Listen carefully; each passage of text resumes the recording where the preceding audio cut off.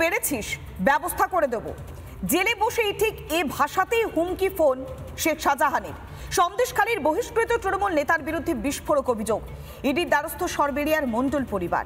কিন্তু এখানেই প্রশ্ন, জেলবন্দি হয়েও কিভাবে সাম্রাজ্য চালাচ্ছেন শেখ শাহজাহান? কোথা থেকে এলো ফোন? তাহলে কি সর্ষের মধ্যেই রয়েছে ভূত?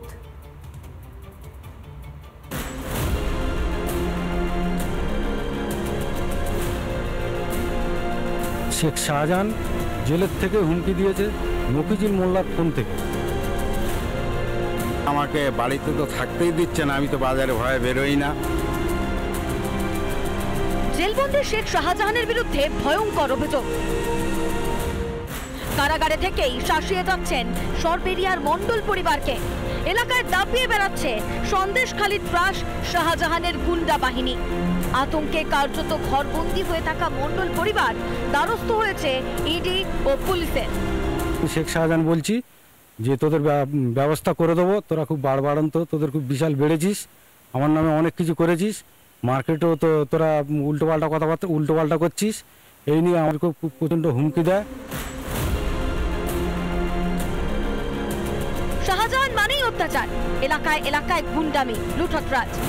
প্রায় 13 মাস ধরে জেলবন্দি থাকলেও কমেনি তেজ। বাড়ি ঘরদর সব লুটপাট করে দেবো, বাড়িতে বম ফেলবো, তোদের এখান থেকে পালিয়ে বেড়াতে হবে, এইরকমভাবে হুমকি দিচ্ছে। মফিজুলের ফোনে ফোন করে ভাইকে দিয়েছে, বলে তোর বলটাকে সাবধান করবি। সরবেরিয়া মোড়ে শাহজাহানের নামে বিশাল বাজার। অভিযোগ, এটিও তৈরি হয়েছে মণ্ডল পরিবারের জমি দখল করে। সেই জমি ফেরত চাইতেই জুটল খুনের হুমকি। সরবেরিয়া শাহজাহান শেখের মার্কেট তো আমাদের জায়গা, এই 11 সালে জোর করে দখল করে নিয়েছে। এবার ওর হয়ে প্রতিবাদ করেছিলাম বলে আমাকে হুমকি টুমকি দেখিয়েছে। মণ্ডল পরিবারের লোকেদের সঙ্গে আমার খুব সুসম্পর্ক, এবং আমি ওদেরকে কোনোদিন হুমকি দেইনি, কোনোদিন ধমকিও দেইনি। এই বিষয়টা সম্পূর্ণ ভিত্তি। তৃণমূলে থেকেই অপরাধের সাম্রাজ্য গড়ে তুলেছে শাহজাহান। জেলে গেলেও কমেনি দাপট। গুন্ডা শাহজাহানের মাথায় রয়েছে কাদের হাত?